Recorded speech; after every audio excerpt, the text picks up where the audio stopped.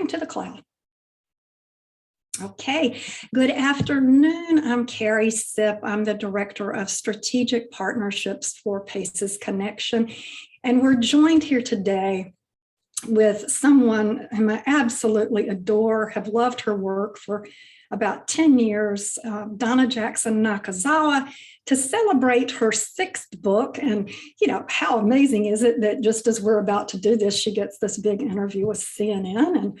And so we're very excited about that. And then my colleague, Natalie Adaj, who handles many, many things at PACES Connection, but is focused on families and is helping us today. So we're so glad to see you all here. And I'm going to go through a few slides to introduce PACES Connection to those of you who don't know us. I'm going to minimize my block of all of us and say that PACES Connection is the hub for the PACES movement. PACES stands for, and we love this, positive and adverse childhood experiences. We love that we added the positive in, and I know Donna loves that too. So we accelerate the use of PACES science to solve our most intractable problems in the world by sharing the best practices about PACES science. Again, the science of positive and adverse childhood experiences, how adverse childhood experiences affect our health, even way into adulthood. These adverse childhood experiences show up when we're older, and I sure have seen it happen. But then also how the positive experiences are buffers for us and can help keep us healthy. So we educate people about PACES science. We connect individuals and organizations and communities with each other so that we can see this ever burgeoning network of communities that we have. About 440 geographic communities. They're cross-sector, meaning that we have churches and communities of faith and education and the judiciary, law enforcement, health, mental health, public health, everybody from first responders to school teachers involved in these cross-sector communities so that we can help our 57,000 members pull in more people to join this exciting and desperately needed movement so that we can show people how important it is to prevent and heal childhood trauma and to help build the resilience, which is truly the capacity to bounce back after adversity in healthier, more compassionate, more resilient communities. Next slide, Natalie. So how do you get involved in this? Well, you're already involved because you're here with us today, but if you've not yet joined PACES Connection, we invite you to go to pacesconnection.com and join us for free. We have, as I said, 57,300 members, and we sure would love to see you join us. You can sign up for our Creating Resilient Communities Accelerator program, which is free and gives you the PACES science education and also brings you into the fold of learning how to build a community in your community if there's not one. You can join an initiative. You can look on the website under communities and find your state and then look and see if there's a PACES Connection community in your community. And if there's not, you can start one. And that's what the Creating Resilient Community Accelerator program helps you do. So we can help you start that community. And I will tell you, those community meetings are about as much fun as anybody. I mean, I love them so much. I've had a lot of great fun, met a lot of wonderful people through these communities. So next slide. So this Connecting Communities One Book at a Time is a brainchild of Natalie and I worked on this to launch this initiative that we hoped would bring communities together around books that help us have critical conversations about trauma, about racism, about inequity, protective factors, positive childhood experiences, and the role that community plays in preventing and healing trauma. and creating resiliency. And our first book study, wow, was so much fun. We worked on What Happened to You with Bruce Perry. He wrote What Happened to You with Oprah Winfrey, and it was a tremendous success. We ended up with about 140 book study groups all across the country, and we're hoping that what you all will want to do is take this wonderful book and invite some of your buddies and say, let's get together and study this, especially if you love girls, if you have a daughter or a niece or a cousin or students and or a goddaughter, and you want to help these girls and their parents, because that's critical, that you will pull people together and have a book study of this wonderful book. So next slide, Natalie.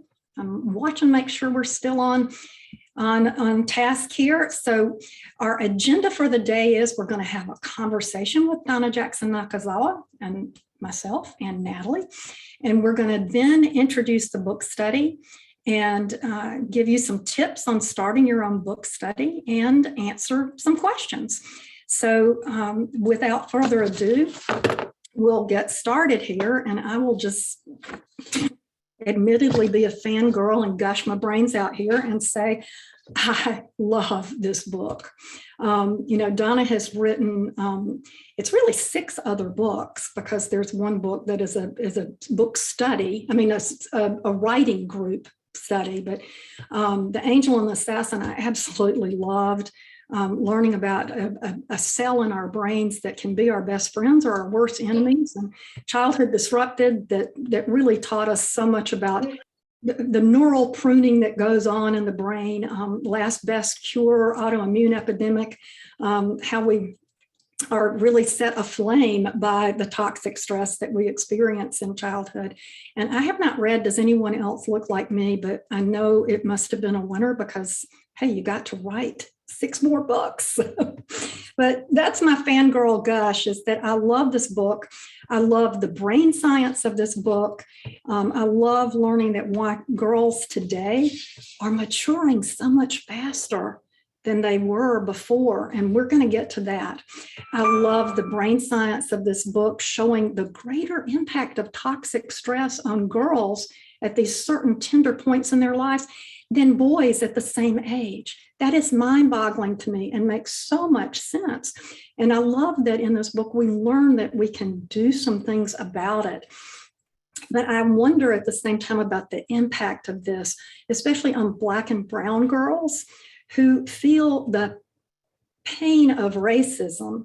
I know what it feels like to have a sense of disdain and to experience that racism. I wonder, what the brain science says about that as well. And too, that Black and brown girls get adultified before little white girls do.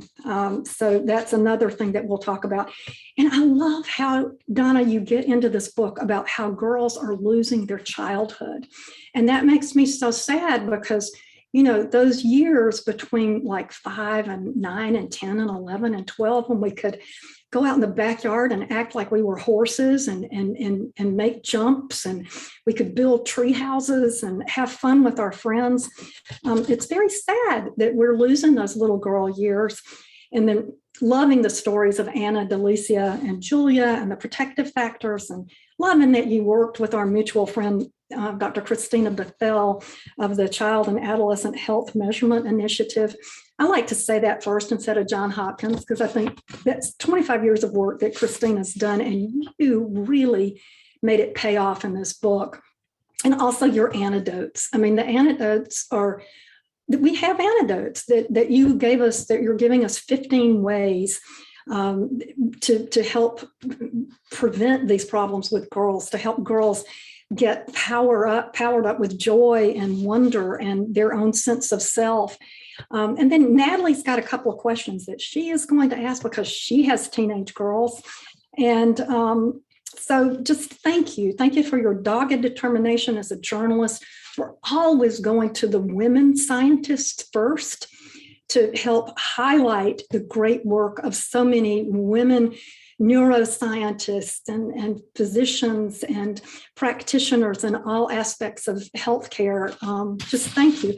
So let's circle back to this brain science part of the book about why are girls today maturing physically so much faster than they used to? I mean, little girls just look older so much faster. What's that about? Well, first of all, I just want to set the stage by saying that, I'm a science investigator, a science journalist, and imagine my surprise, given all the work that I've done at this intersection of neuroscience and immunology and psychology and human development, that the books that I've written were based largely on what we think of as a male research model. So most of you who are here won't find it a surprise, really, when you think about the fact that, for instance, in heart disease, we looked at only male. Oh, I figured it out, Fran. Oops, we need to make sure everybody mutes. I'm glad you figured it out. And so the male research model is what we've based a lot of our biophysical research on, including in neuroscience. So it was only in 2016 that researchers began to even look at the question of how stress intersects with health and development in the female brain versus the male brain. The reason it took so long is that scientists wanted to keep those pesky hormones out of it. So as this group of female neurobiologists began to really ask that question, a lot of things came to light. And it turns out that there are very big differences in the way in which stress begins to shift the brain and the body in the face of unmitigated, unrelenting stress in the female brain as puberty comes in. So to answer your question, Carrie, we're starting to understand this new science in the context of today's epidemic of depression, anxiety, and self-harm, and suicidal ideation and suicide attempts in our young girls. So lots of things are playing into this, and I'll run through a few. Number one, childhood. We've lost what I call in the book the in-between years, that little magical time Carrie referred to. We think of it as between 7 and 13, that time where kids need to be able to figure out what they like and who they want to hang out with and what their own thoughts are, and hang in the backyard and stare at the clouds in the sky and figure out how to be in friend groups in safe ways. Now everything is coming in at kids really, really quickly in terms of everything is more competitive and hierarchical, right? So we have kids in club sports by the time they're 11. We have kids, the middle school is kind of like the new high school. And kids are constantly getting this extrinsic evaluation about how well they're doing on the playing field in the schoolroom. And we've brought in social media. All children are not supposed to be on social media until they're 13. That's what the platforms say, but we know that girls start joining around 8 or 9. And here, they're being extrinsically evaluated. Girls are being sexualized so much earlier than they used to be. There's so little distinction now between being a girl and being a woman, and social media has just ripped that line and blurred that line and taken it away. So we know that as girls get on social media, they're being sexualized more, they're critiqued more than boys for their face, their appearance, more extrinsic evaluation, and layer this on top of the fact that puberty is happening 6 years earlier than it did in 1800 and 4 to 5 years earlier than it did in just 1900. So in all these ways, those middle years of development have been lost to girls. And you know what? That's a problem. It's a problem because we want adolescence to happen before puberty. That's really important because the brain wires and fires up based on all of our experiences, good or bad. And it does that during adolescence as we have that time. The prefrontal cortex develops to figure out, what do I want to respond to? How do I want to respond? Is this safe or not safe? And even how to ask for help. But now puberty is happening before adolescence. And the brain hasn't wired and fired up yet to put the stressors that are coming in earlier, faster, and harder in context. And so that's what we're beginning to see. That's what the female neurobiologists who have gone out and done this kick butt research told me in all of my conversations with them. Yes, it is. I'm so glad that they've done that kick butt research. And the irony to me too, and I don't remember whether you addressed this in the book or not, but the irony that the girls are coming into this so much earlier, and it was true for me, that it happened at the same time I was going through menopause. And I just think that's one of God's or our creators' most bizarre jokes on women is, it's another way we pay, I think. But what you've shown, and you did just kind of address it, the greater impact of toxic childhood stress on girls. But I'm wondering, in the book, you did have 3 girls with whom you spoke, and one of them, Delicia, is African American. And gosh, her story was so compelling to me. Having a mother who has intellectual disabilities, that she pretty much had to get herself up to school every morning, fought with weight, fought with all manner of issues. But the issue of racism, if you could address that, because it is, an elephant in the room always. It's not an elephant in the room. It is something that we all must embrace if we are to address inequity. But the special challenges with neurodevelopment that maybe Black and brown girls go through because of that added layer of racism and the toxic stress it creates. Yeah, so absolutely. So what we understand and we'll begin to talk about in more depth, I'm sure, is that when we see these stresses layer up as puberty comes in girls and estrogen surges, and we'll talk about why that can be good and that can be bad in a minute, I'm sure. We know that the more unmitigated stressors that girls face in their environment, the more we begin to see these shifts in the body and brain. And it makes complete sense, right? That if stress is stacking up, and there is a felt inherent sense of unsafety, which is what girls told me, the girls that I spent time with, and which we see in girls' lived experience in the world today. It makes sense that if you grow up with systemic and structural racism, that is going to increase your sense of unsafety. Now, across development, childhood and the teen years, the brain is really a detective, right? It's asking, am I safe or not safe? A lot depends on how the brain answers that question.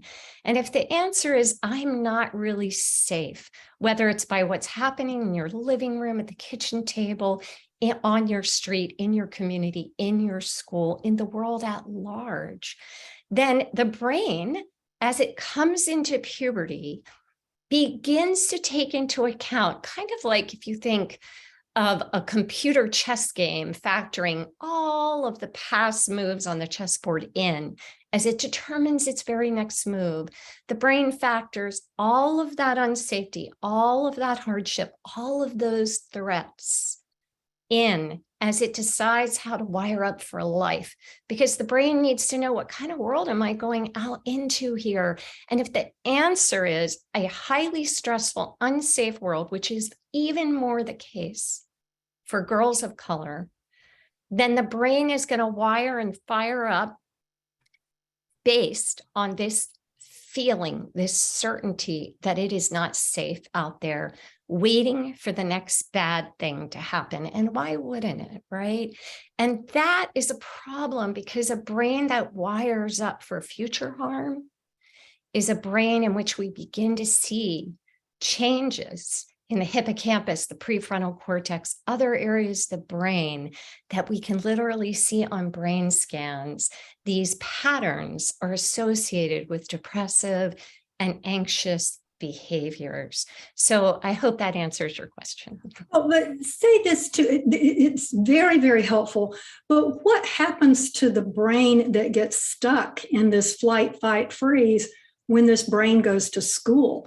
I mean, I would go to school stuck in flight, fight, freeze, and who is that space cadet in the corner zoning out? So what happens to this brain? We know what happens when you are in fight, flight, freeze over time. And really, I like to think of it as something we call chronic, unpredictable, toxic stress, what I call CUTS. If you know writers, you know we love acronyms.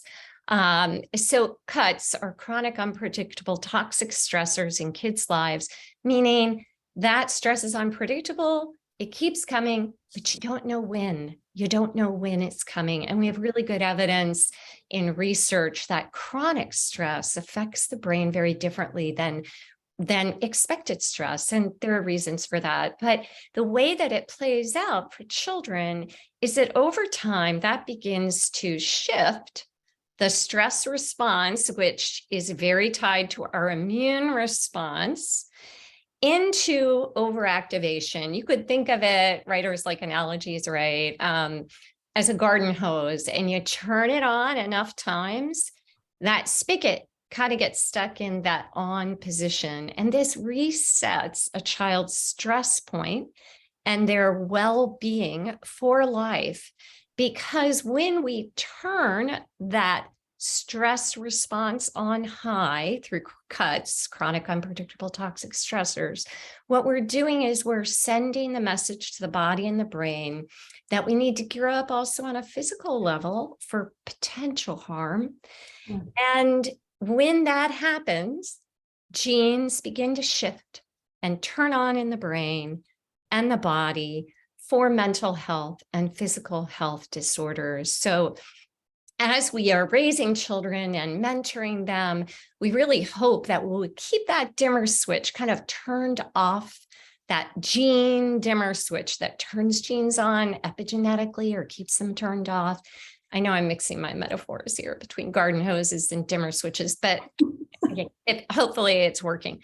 In any event, so that genes are kind of, epigenetics is kind of like a dimmer switch. It can turn on based on the environment, or it can stay off. And as we raise our children, as we mentor kids, as we teach kids, what we really want to do is keep that dimmer switch down on those genes we don't want to see expressed epigenetically.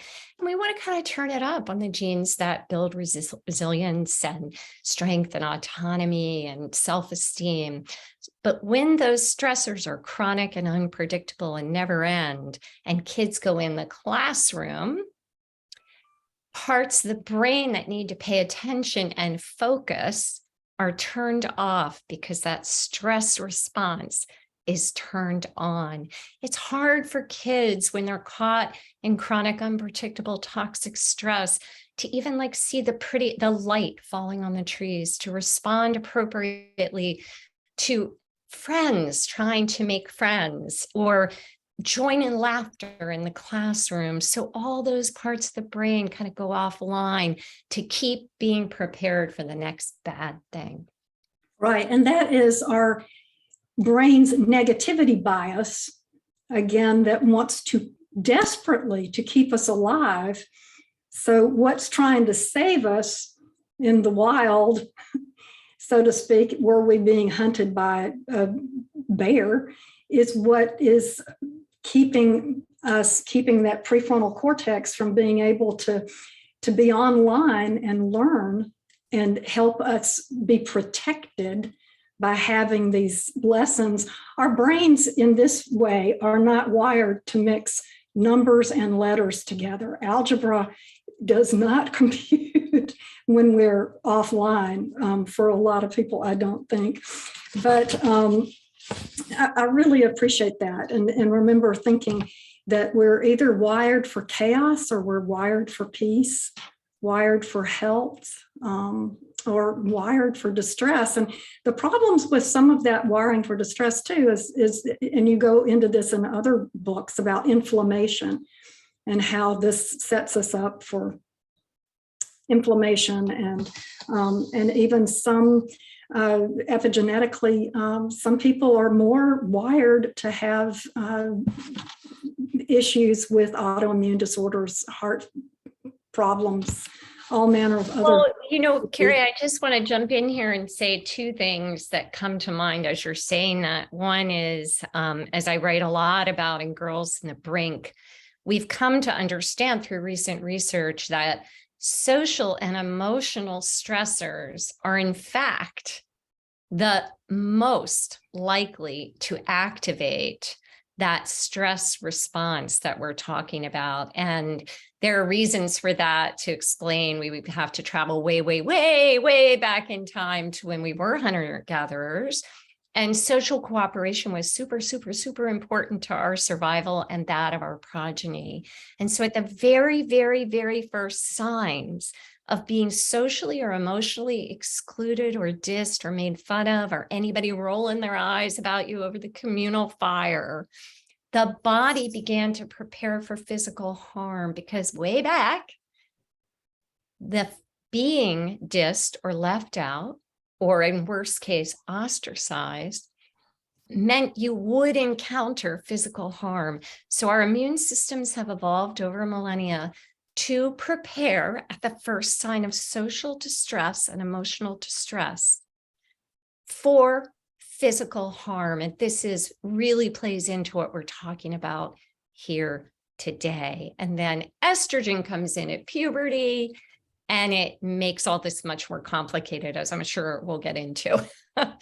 So when a girl picks up her phone and goes to Instagram or whatever and sees that somebody has dissed her on Instagram, or she walks into the classroom and there's that, what is that like from the standpoint of being physically attacked? Is it a similar brain response to having been physically attacked, or? Well, the answer could fill 3 chalkboards, but to make it simple, when the brain encounters social and emotional stress, the immune system, as I said, begins to ramp up and produce more inflammatory factors in the body and the brain. So the brain has its own immune system, where stress begins to affect the activity of cells in the brain that can respond to stress by overpruning. So when any child, male, female, anywhere on the gender spectrum, doesn't matter, encounters social and emotional stress, it begins to send messages to the body to prepare for physical danger. And so what's really interesting about this is that we have what scientists call here an evolutionary mismatch. Why do I say that? Way back when we time traveled back in time, yeah, somebody rolls their eyes at you, you better be really on your toes. You better be thinking really hard how to protect yourself and your children, because at the edge of that tribe, at the edge of that group, you are more likely to be picked off by predators or marauding tribes. You are more likely to suffer from the elements, which also could bring in the likelihood of infection. You are more likely to face poor nutrition, starvation. So the brain clocks, I'm not safe. And it made sense back then, but in today's world, it's an evolutionary mismatch, right? It feels like 40 people making fun of you on your post on TikTok, or being asked to take off more clothes on TikTok to get more likes, or the fact that girls are making fun of you on Instagram and boys are coming in and making fun of your face or critiquing you for other things, it feels like that is going to lead to physical harm, even though it probably won't. In most cases, it won't. The body and the brain don't know the difference. And this is a real problem. And then the more that the brain stays ruminating over this, the more the brain and body are still kicking out that high stress response as if physical harm is on its way. So it's an evolutionary mismatch between then and now. And look, social media has been around a very, very short time.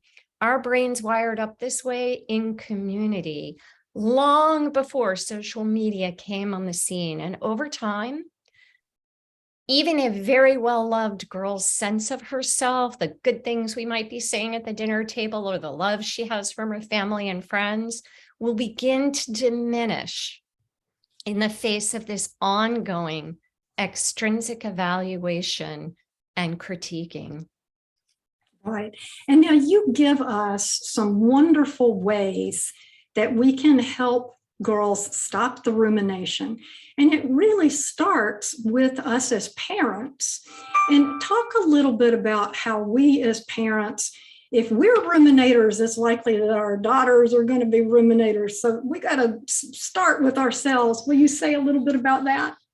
Sure. So ruminators, social scientists, actually the scientific father of social safety theory, which I've just been saying in a nutshell, George Slavich, who's out at UCLA and head of the UCLA Stress Lab and a great friend to all things having to do with adversity in childhood. He is largely responsible for enormous grants from the state of California to study the intersection of stress in childhood. He talks a lot about rumination and how a couple of things, because we've been talking in a way about all children, but I want to talk specifically about girls at puberty when I talk about this. How for females, way back when, this attention, this spidey sense, to borrow from Spider-Man, to be attuned to the first signs of emotional dismissing or being left out, that these are the females who survived and from which we all descended here today. The bigger your spidey sense, the greater your ability to suss out that something is coming. And George Slavich theorizes that females developed a particularly acute spidey sense, which required rumination to think through whether you're being dissed and what to do about it, because females are responsible not just for childbearing, but maternal warmth, feeding children, keeping them safe in the tribe. And so now we're going to talk about puberty when estrogen comes in, because we kind of left that out. And I think a lot of people might be sitting here going, well, this sounds like it could be true for girls and boys. And yes, I'm the mother of a son and I'm the mother of a daughter. I care about all kids, and boys are really struggling today too. But here's where we begin to see that super big difference between how girls do and boys do as they enter puberty. Estrogen comes surging in. Estrogen, now that we're talking about evolution, packs with it a lot of evolutionary advantages. It is our immune system's magnifying system to help us when stressors happen, including infections. It means that it's the reason why when we get vaccines, women have a more robust response to vaccines. But in the face of unrelenting stress or cuts, which we talked about, estrogen stops being this evolutionary advantage. And to just underscore its advantages, it's the reason why as women, for those women who are on this call, we can do everything a man can do stay awake just as long, if not longer, usually, honestly. And we can do everything in a smaller body with smaller organs and still have room for this thing called a uterus. Estrogen amps up. It's a master regulating hormone. But when it comes in, and there are high stressors in the environment at puberty, it also can flip to an evolutionary disadvantage. And what I mean by that is it ramps up this stress response that we talked about, and it ramps up those immune processes, which can lead to mental health and physical health disorders. It is the reason why after puberty, women face 3, 4, and in some autoimmune diseases, 5, 6 times the rate of autoimmune disease than men. And it's also the reason why the same number of adverse childhood experiences in a girl's life are linked to a greater likelihood of depression and anxiety after puberty. It's also the reason why more women have long COVID. So I wanted to really set the stage for that, because when we talk about rumination, what we're really talking about is also this stress response. Rumination is highly correlated with depression and anxiety. And it turns out that those inflammatory levels that we see rise in the face of social stress, they stay high even when the event has passed and when we're just thinking about it. So I think rumination is a really important topic. We want to make sure that we're doing lots of things in girls' lives to break that rumination cycle. We can even see differences in the male-female brain in puberty, where the left amygdala, which we associate with high rumination, is more perfused in girls after social and emotional stress. It's less perfused and active in boys. Boys tend to take more action, not always wise action, but more action in the face of social stress. Girls tend to turn it on themselves, right? And so we want to stop that. And it makes sense when you think of this sexist society that we came of age in as women, and that girls are now finding amplified 24/7 on media and social media. It makes sense that girls turn it inward because we are growing up in a society whose voice lashes out at girls and women all the time. So girls tend to take rumination in and turn against themselves. So it's really important. And I have 15 different antidotes. Carrie, what's one of your favorites? Well, I love encouraging the sense of self-mastery. And I love how going to joy and wonder could bust that rumination cycle. Getting into the solution. I love what you did with your kids about wonder. Yeah. All right. Well, I'll just run through a lot of the strategies top of mind. I'm going to leave out some because I can't keep all 15 in my head at the same time. Well, you mentioned wonder. So wonder is a twofer because we can start wonder when our kids are really young, right? And a lot of times as parents, we're jumping in and we're giving our ideas about things, and that makes sense, right? We want our kids to have a clear sense of the world and share our clear sense of the world. But kids have what philosopher Alison Gopnik calls a lantern-like consciousness. And a lot of times when we jump in with our ideas, we kind of cut that off. As adults, we have more of a flashlight-like consciousness. We just want to get it done, get this done. But in that lantern-like consciousness, the brain is really open and pliable and can come up with a lot of new ideas to help solve what's happening. So we want to encourage when we're talking to our kids, hey, wonder what that bird feels like in the rain, rather than telling kids. And as kids get older, this is really, really important for two reasons. One, they internalize that voice of wonder. They don't lose their lantern-like consciousness, and they can begin to apply it to things like, hey, I wonder why my friend Sally texted a shot of her cleavage to Harry, and that voice of wonder and wondering becomes more the guiding voice within them than the voice of everyone around them. And we can also begin to apply that voice as social media comes in and develop social media literacy. Hey, wonder what this individual's life is like when she's not an influencer on Instagram. I wonder who's paying for this.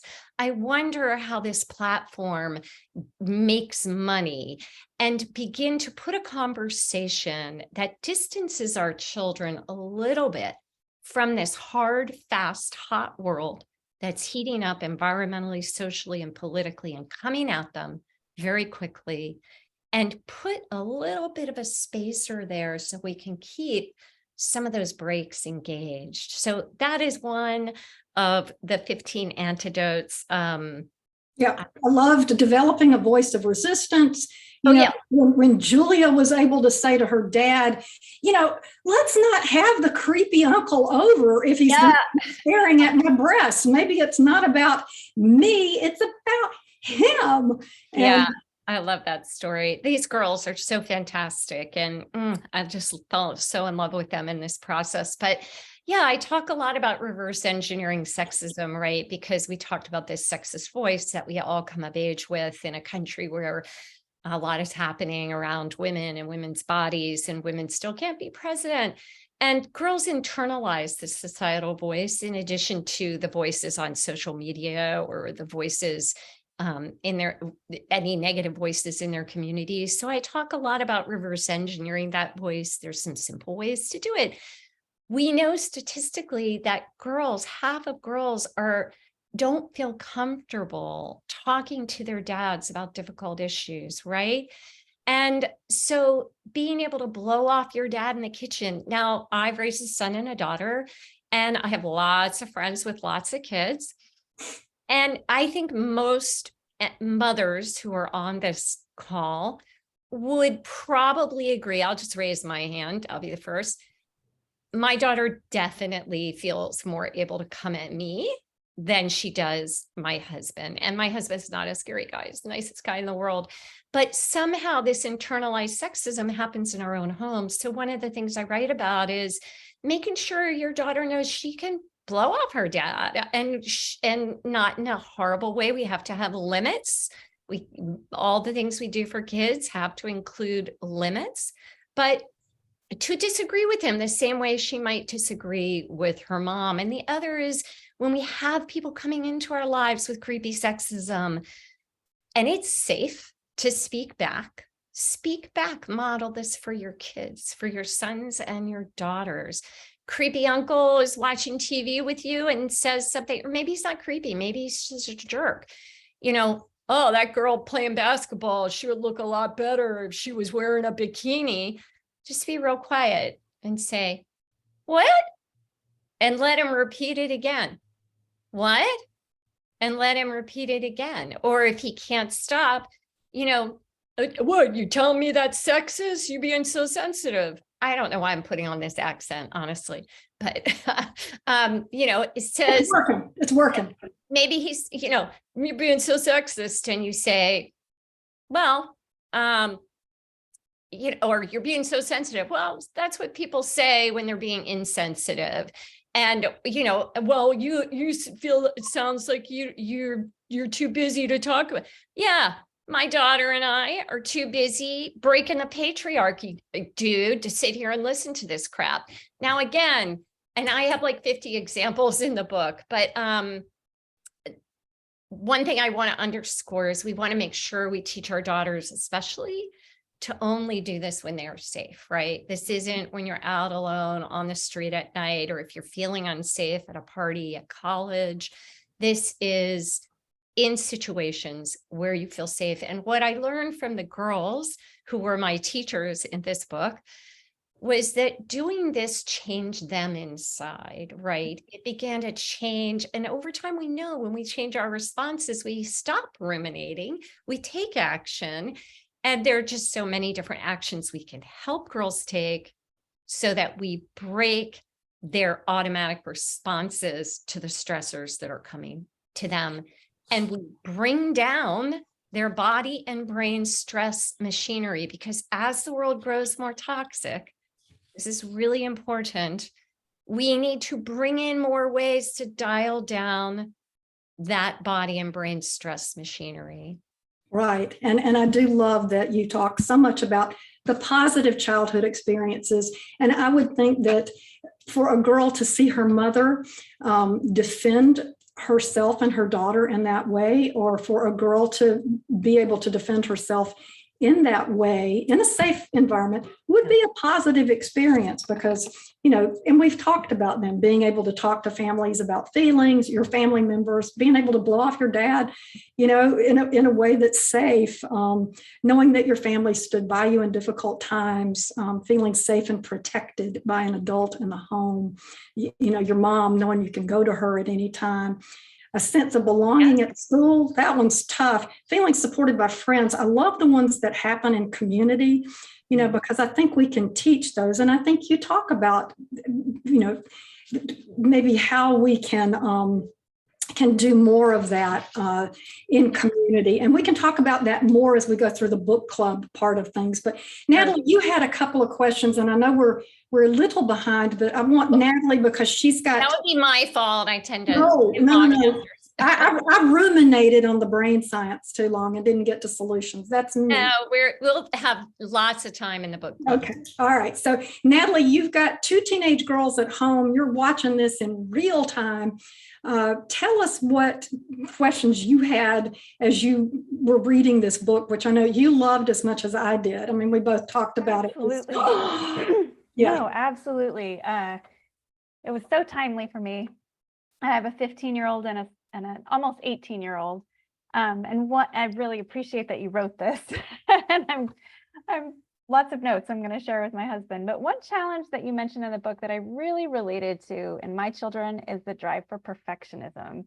Sure. And how I wonder how parents can help prevent and or counteract this in girls in particular, because I see it in not just my own children, but in a lot of other girls, when it seems like teachers, schools, colleges, and society expect so much from kids, and in particular girls right now. So I would love a little thought on that. Yeah. It's a great question. And really, when you think about everything we've talked about and that stress machinery dialing up in girls' lives, largely in the face of extrinsic evaluation is kind of what we've been talking about. Really, what we want to do is reboot the way that we're approaching our kids' interests and the things that they find fascinating about the world with intrinsic motivation. So we know, I've been on book tour a lot, so if I lose my voice, I have cough drops. We know that over time in our society, we have begun to see a lot more, many more issues with perfectionism. But perfectionism really comes from that extrinsic evaluation. And what we want to do is let our kids follow their interests. We don't want to sign them up for a lot of things as they come into adolescence and through puberty. We want to ask them what interests them, and we want to let them go and do those things, even if it isn't what we have in mind for them, right? And we want to let them try and fail at lots of different things. And as they begin to find the things that they do swimmingly, and they will if we stay out of it, we want to step back. We don't want to get involved in their projects. We want to begin to respond to their efforts in the world, and this includes across any efforts, academically, whatever, by dialing up on the positive and dialing down on evaluation. But when I say positive, what I don't mean is you're the best, you came in first, you got the award, you're the cum laude, I knew you would do it. Wow, I sure love the way with your friends, you always notice how they're feeling. Wow, you have so much persistence. When that didn't work out and you decided you didn't like it, you picked up photography, and I'm really loving looking at your images. So it's about us. We get caught up as adults, right? We want our kids to succeed. Darn sure we do. Absolutely.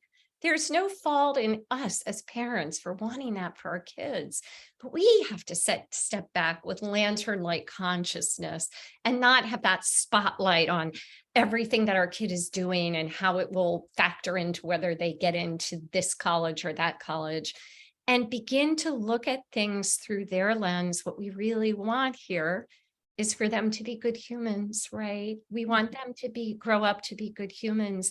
And every message we're sending them should bear that in mind. I sometimes, when I'm talking to parents, I say, leave little notes, little sticky pads. I always have sticky pads everywhere.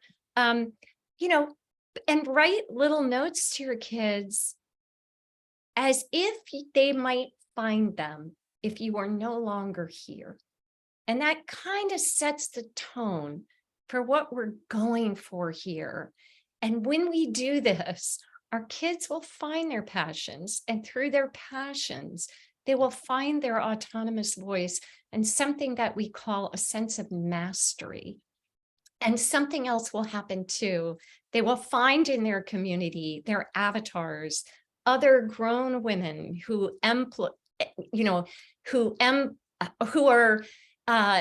show the kinds of characteristics that we want our girls to look up to, and who will take an interest in them. And this builds this very wide sense of mattering, which Carrie, you touched on in terms of other folks in the community. So those are some ways. There are so many.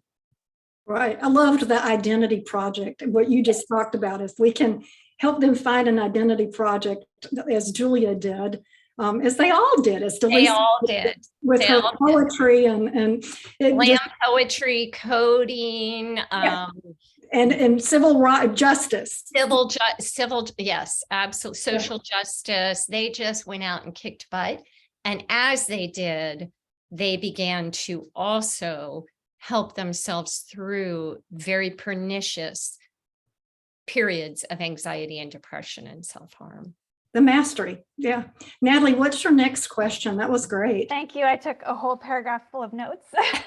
I say it better in the book. I'm a better writer. No, but I think you're weaving so many things together. And I know you've touched on some of the things that I'm going to say in the next one. And I don't know if other parents will identify with this, but you've obviously talked about so many external stressors that, boys and girls are going through. And some of the hardest questions that my kids ask is about why they should have a hope for the future when there is so much that is so scary and so much that is not going well right now. And we all know what they are, but just like you do address them, some in the book, like climate change and school shootings and politics. Yeah. And I'm wondering if you can give some suggestions for how parents can validate the very real roots of these anxieties, because I think that's so important that we're not minimizing them. So having things like honesty and compassion in those conversations, but also giving kids hope. Great question. And yes, as a parent of two young people, this is very much a conversation at our dinner table. And we actually will argue quite a bit about, we have a game, not a game, it's not funny, something we call one thing. If we could do one thing, just one thing, what would it be? And we sort of bat it around. But two things come to mind about that. One of the most important factors for flourishing through puberty and adolescence, and this is a deep bow to our mutual friend, Christina Bethel, who is the director of child and adolescent health at Hopkins, and who has joined me on some book tour events, in fact. She has a fascinating study that the first time I really dug into it, it just floored me. The odds of a child flourishing through adolescence are 12 times higher, even in this extremely difficult world, regardless of the number of adversities a kid was facing. If the answer to this one question was yes, can you turn to a trusted caregiver and talk about anything? So I think that is my first answer, that you're talking about it, because right then we see the amygdala begin to calm down. We see the brain start to realign into a state of biosynchrony, which I write about a lot in the book. But the second thing I want to say is that we have to slow it down, right? We have to slow it down. We have to be the models to find the small moments of joy and wonder. Look, wow, look at the sunset. Let's just sit on the front step together and watch it go down. You want a piece of chocolate? Yeah, let's just sit here and do that. And all of those moments in which we ourselves as adults are moving so quickly and we're trying to find that light. I call it find the waterfall. That's my own personal term, because where is that waterfall, that moment that we can look at that brightens us with hope? Because really, if we think about being alive on this planet in this time, we want to be active. We want to be out there. We want to be kicking butt. It's why I write books, starting conversations. We've got to do it. We've got to do it. We've got to do it. But we also want to build into our kids a love for being here, because what I heard from so many girls wasn't so much that they wanted to die. They just weren't sure they wanted to be here. So that doesn't perfectly answer your question, but I think it plays into a really important role that we have as mentors and parents and teachers and therapists. And there are many more answers in the book that you all will get to in the book club. No, thank you so much. Thank you. And you're going to share with us, Natalie, thank you. Those were spot on questions that, yeah, I would have been asking similar 17 years ago, 15 years ago. So Donna, you all have created this beautiful book study kit, and I know we're a little behind, but and we could talk about this book all day. I mean, literally, we could talk about this book all day. But let's go through the book study kit that are people who are on the call right now and people who signed up exclusively will have access to this wonderful kit. So share this with us. Sure. So no credit to me. I'm a writer, not a designer. I want to thank my team at Random House for doing this. Because of the interest in the book, they've created what I think is a really glossy and cool book club kit that you'll be able to get from Paces Connection and use with your friends and communities. So actually, Natalie, if you just start scrolling through, so really the discussion questions you can see for yourselves are just trying to take a deeper layer into the book and open up conversation among parents and community leaders, so that from every lever of power, wherever we are, we can start where we are and begin to create change, and also begin to think about our own experiences and how we are with our children in our day-to-day lived experience. I'll just put my finger up like that to go forward.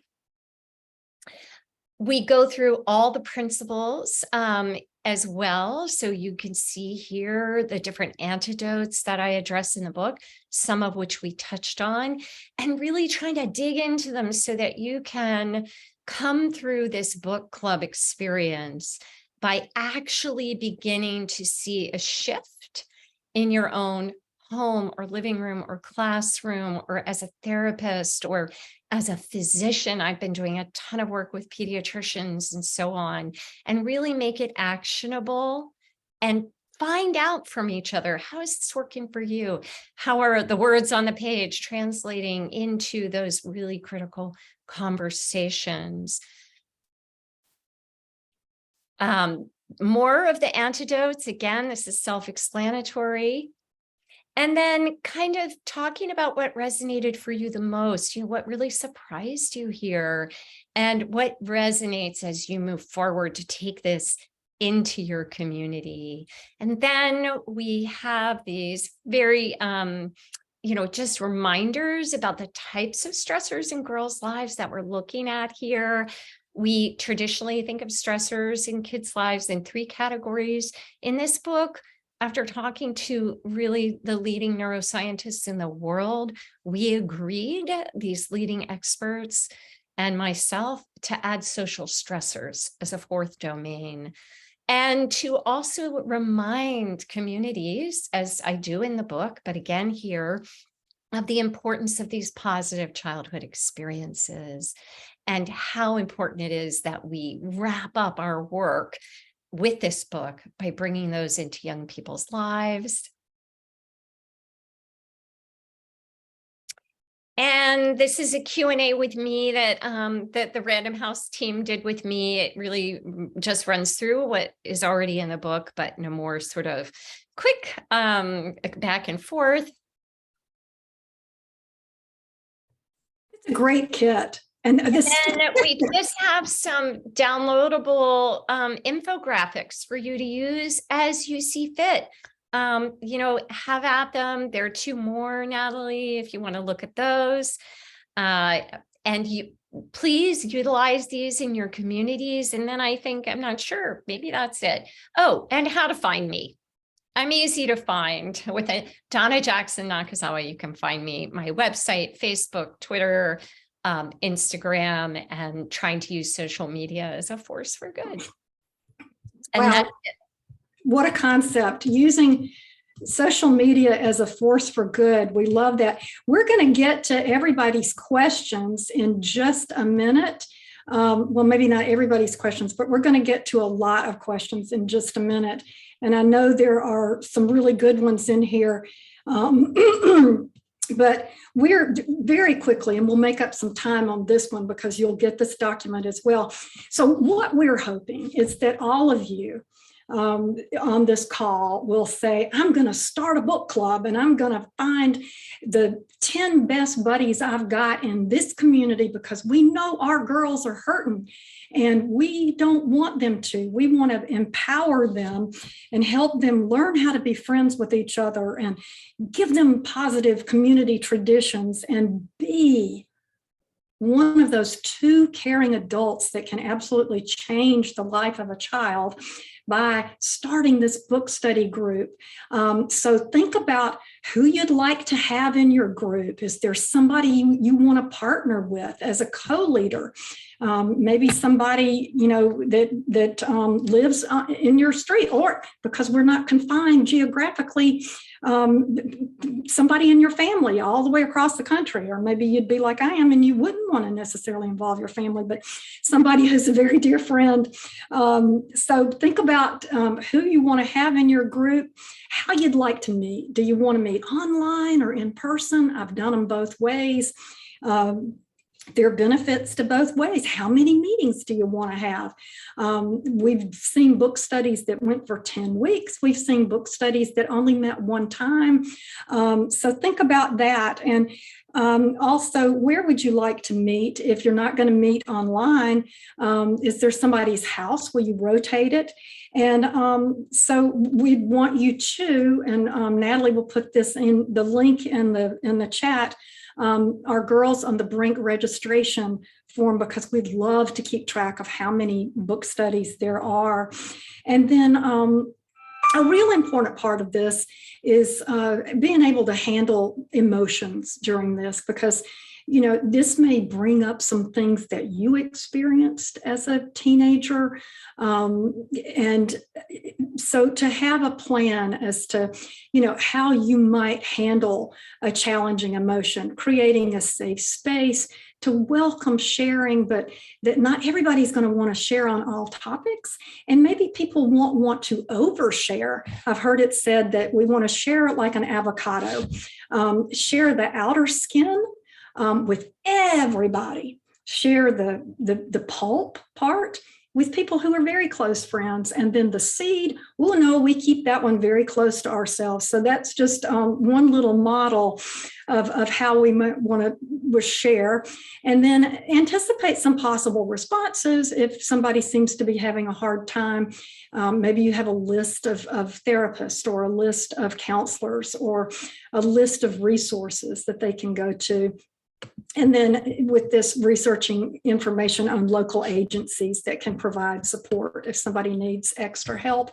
And then, you know, we say at Paces Connection, we always love to look at the strengths-based approach. And that's why I love Christina Bethel so much, because she put the P in PACEs. We were adverse childhood experiences until 2020, March 17th of 2020, when we became PACEs Connection, which just brought so much joy, because now we can talk about the buffering impact, the neutralizing effects of positive childhood experiences, because we can all help create those in our communities by, being that person, helping girls learn how to be friends with each other, by helping people feel protected by an adult in the home, if you're the parent with children at home right now. So these are all so important. But now let's turn to your questions. I think that's where we are in this. Yes, pardon me. The last part of it is that part about getting to the book. Are you going to have it as an audiobook? Y'all, I bought it all three ways. Random House loves you, Carrie. Well, it's just how I roll. I like to be able to search things. I like to be able I do the same thing, honestly. Yeah, I do. And I love to be able to mark them up, put my own notes in there. And then I loved taking your words along with me as I drove and walked and exercised and cleaned house and folded laundry. So might you also listen to the book or read it with a friend or check it out from your local library? Ask your local library to order a whole bunch of copies if you've got a local book club that you're starting. Get them to buy it. Or you might want to work with a nonprofit organization, Girls on the Run. I love that organization. If y'all know people there, I really think they ought to buy a ton of these books and hand them out to all the practices of Girls on the Run. And family resource centers, I just met with them yesterday. There are 400 and something family resource centers in the country. They work with like 3,000 different organizations, and they would love this book. And I think we've got some family resource people on the call. So that's our housekeeping on the how and the when, and you'll get these documents. So if you missed some of that, because I was rolling through so we can get to your questions, because we don't absolutely follow time exactly here. But the last part of the housekeeping is please complete our evaluation survey about today's webinar, because we are in the constantly improving the quality of what we're doing mode at PACEs Connection.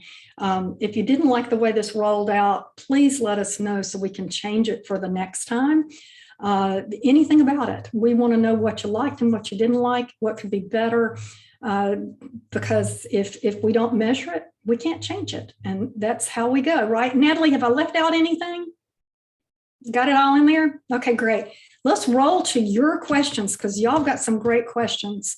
Natalie, do you want to do them, or you want me to just read them? You read them, because you've been taking note of them throughout. I have been taking note of them. Let me pull them up. And I'm sorry, I copied and pasted them, and then I realized I didn't include people's names, so I'm really sorry. But we'll go with them and then see.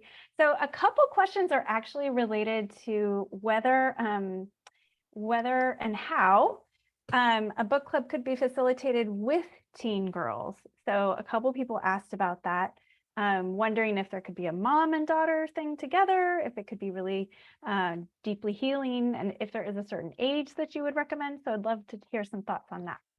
Sure. So one thing we know is that we want to make sure we do no harm, right? We want to make sure that we're not setting something up where there's going to be an escalation of tension between parents and children in a setting that isn't equipped for that. So what I encourage is that first, there's some work done by the adults, right? So if you want to do a mother-daughter group, I love mother-daughter groups. I love my daughter so much.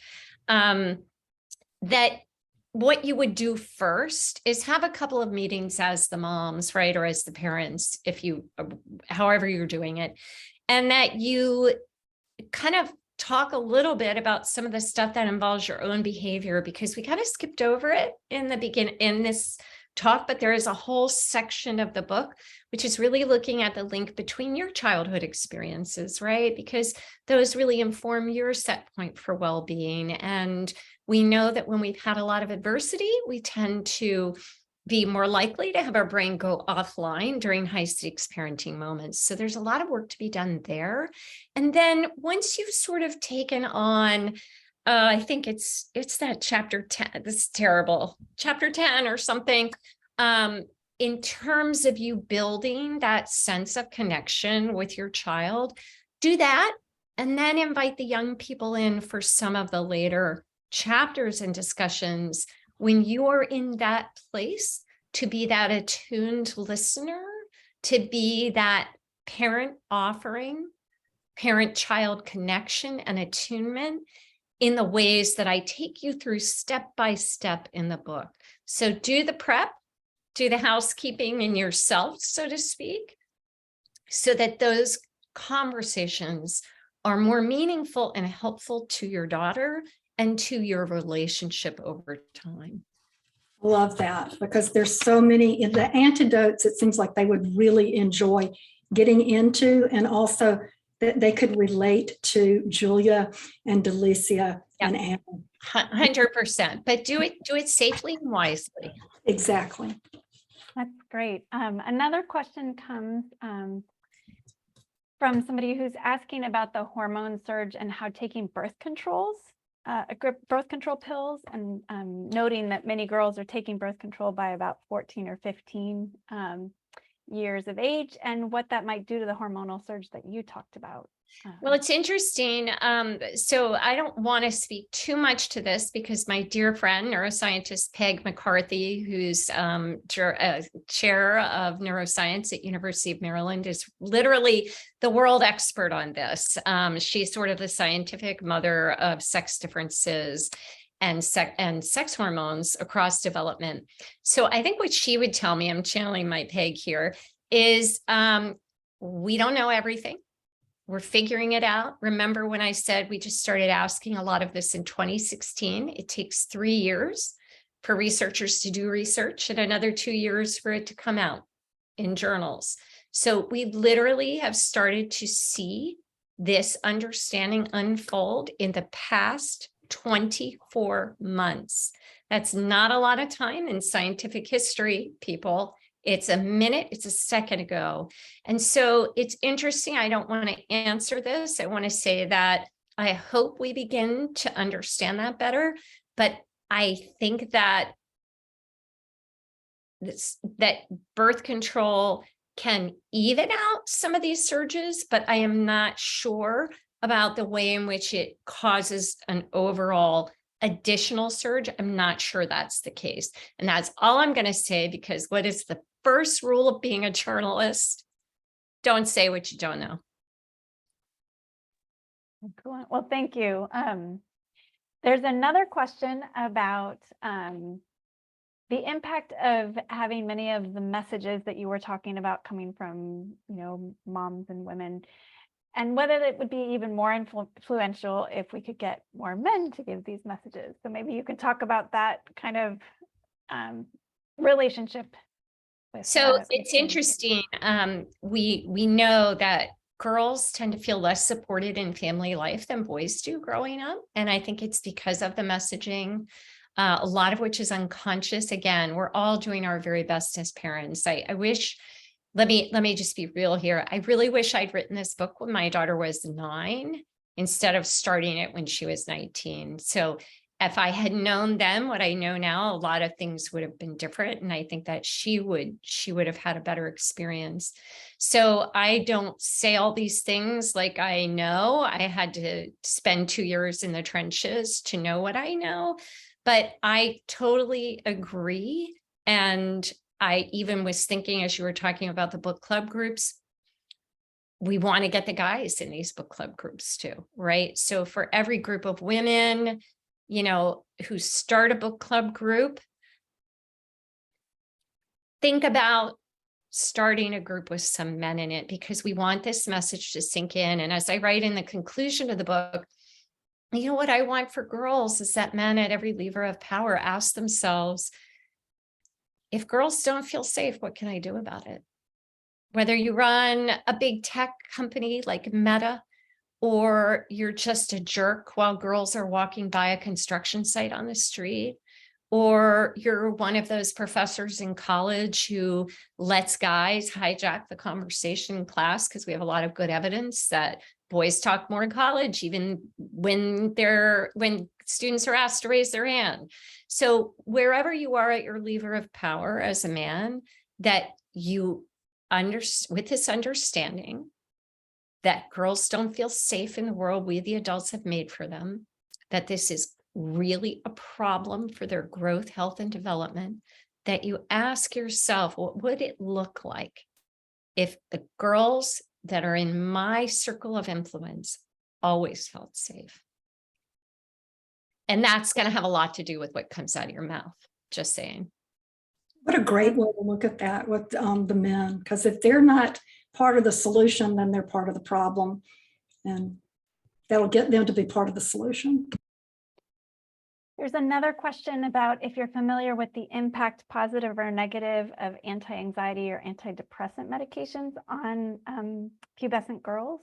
And this Well, is from this would be a different book. This would be my book, The Angel and the Assassin, where I did a really deep dive into our new understanding of the brain as an immune organ. And we do have good evidence that in some individuals, and every brain is different, but in some and even many individuals, we may see that a course of antidepressants actually helps the brain's immune system regulate, but not for the reasons you think. It has nothing to do with serotonin. It actually has nothing to do with that at all. It may help the brain to dial down in that inflammatory behavior that we see. So again, I tend to write about things that we call science in motion. My job is to start a conversation, which is what we're doing and what you guys, thank you, I love you, are going to take into your communities and dig in and continue to ask hard questions, right? That's the only way change happens. So the things I report in are science in motion, but we have some evidence that a course of antidepressants may be helpful. At the same time, we have very good evidence that antidepressants really work in about a third of individuals. And we need other ways of intervening and getting in early. And we also know the earlier we get in, the more we can make a change in the brain development and immune development of young people. That's excellent. Really appreciate that. And that would be The Angel and the Assassin, if you're interested. Great. If you'd like a really deep dive into the machinations of brain in depression, anxiety, stress, and adversity, that is the book for you.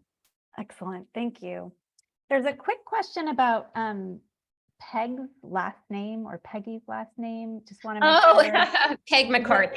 Yeah, McCarthy. And is she with the University of Maryland, somebody thinks? Or okay, great. So hopefully that answers that yeah, question. she's actually just been awarded an enormous honor. I think it's called On the Shoulders of Giants by Child Mind Institute. And she not only is a brilliant person and a very good and old friend at this point, because I started interviewing her about a decade ago. She also is one of the greatest mentors on the planet. And this is a very special honor for scientists who have mentored generations of scientists who have stood on their shoulders. So anyway, yay, Peg. I hope somebody reaches out and tells you how fabulous you are. That's wonderful. There's a question about self-harming for girls. Let's see, this one comes from Marilyn. Is it possible that they feel less safe in their world since they might not feel safe with themselves? So kind of any thoughts about self-harm and I would rather not comment on that because, and I'm sorry if you feel that I don't know everything, but I don't know everything. And self-harm is a really unique form of intervention. What is psychologists and psychotherapists are able to do with self-harm today is really, really powerful. But I think that falls a little outside the scope of what I'm doing, and I don't want to pretend to be an expert in that. That makes so much sense. And thank you for thank you for letting us know that we all have areas like that too. So here's a question that's more about the book study kind of idea. And going back to fathers and men, Chris is asking if you think it would be better for fathers to meet on their own or in the mix of mothers, and It's a just wondering great, about felt safety yeah, no, with it's a great women question. and men. I love that. And I thought about it even as I was speaking and saying, invite men. Well, it depends on the guy, right? Like you could invite my husband and he would be, cool. Yes. But there is a sense of unsafety that women can have with the male, with what's that old word for it? Mansplaining, right? Or the male gaze, or so many ways in which we can see women and girls start to silence themselves for reasons that are very old from our own childhoods or for whatever reason. So I do think that's a really good question. And no one has asked me that before. And I think I have to have a think on it. I think it would be really cool if there were male study groups, which I just think are going to be smaller than the groups of women. And then they were able to come together at a certain point for some meetings. I know this now sounds really complicated, but I do think that whoever said that, I love that you said that. I love all these questions because they're making me think. And I wonder what would be the best paradigm. And I think I'd love to hear like what you guys come up with, right? Like I'm so interested in how this plays out in the community, but I wonder about groups of men going through the book and groups of women and then coming together. I don't know. What do you guys think? I think one thing that would be wonderful is we will be sending out an evaluation survey. So I did put in the chat the book study. If you want to get involved in a book study, we would really love to hear about what your plans are, what your ideas are. But then we'll also be sending out an evaluation later in a month or two. And if you can share any of that information with us about how you do it, if you do get men involved, if you get, if you mix them, I think that would be a great way for us to And I'll be able learn to something. share that too. Yeah, I'll learn Yeah. something too going forward. Absolutely. Yeah, no, I think that's wonderful. There's one other question, and I'm going to be honest that I'm not exactly sure. So if the person is still on, if they can clarify, that would be great. But any suggestions regarding girls that identify reclaiming personal power with things like OnlyFans, and OnlyFans are in quotes. And I'm sorry if I don't know what this is. So if you're on, or maybe Donna, you know. It was me. I mean, can y'all hear me? Yes. I work with a lot of survivors, a lot of young women, a lot of teenagers. I've been doing it for a long time. I love this whole idea because I worked in fertility before I was a social worker. So this is like all right up my alley. But anyway, OnlyFans it's like a social media platform that guys can do it too, but you can like send pictures and people pay you. And it's yeah. and so a lot of my girls that are survivors, they're like, hey, I'm making money off of this. They're not seeing my face.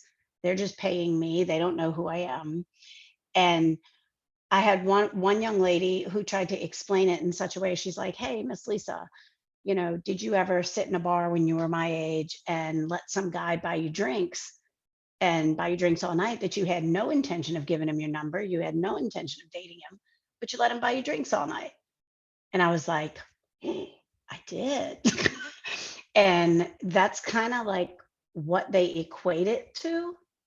It's like, no, I don't have any intention of doing anything, but they're paying me, so I'm going to let them.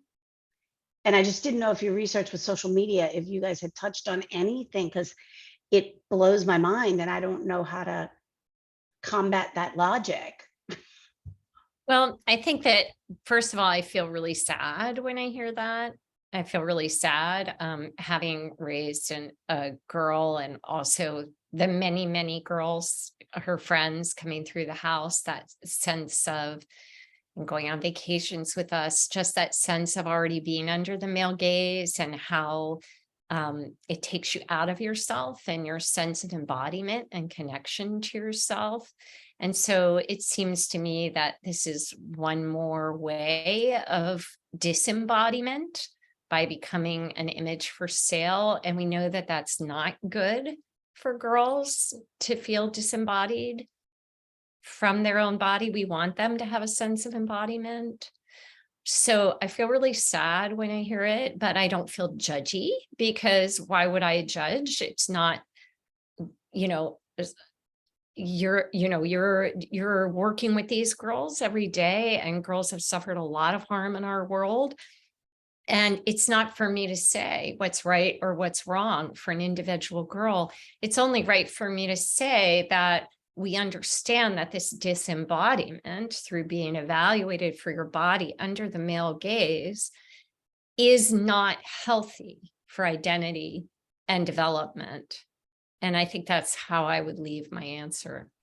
I just want to clarify, it's not just the male gaze, because the first young lady who told me about it, she's lesbian.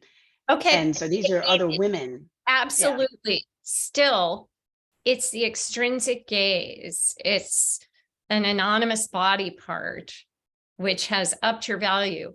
And so we know on TikTok that the more girls take off clothes at younger ages, the more followers they have.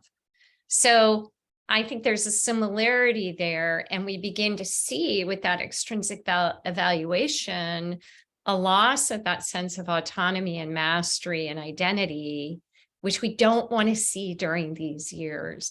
But that is not to judge. It's simply to put it in a health framework. Right.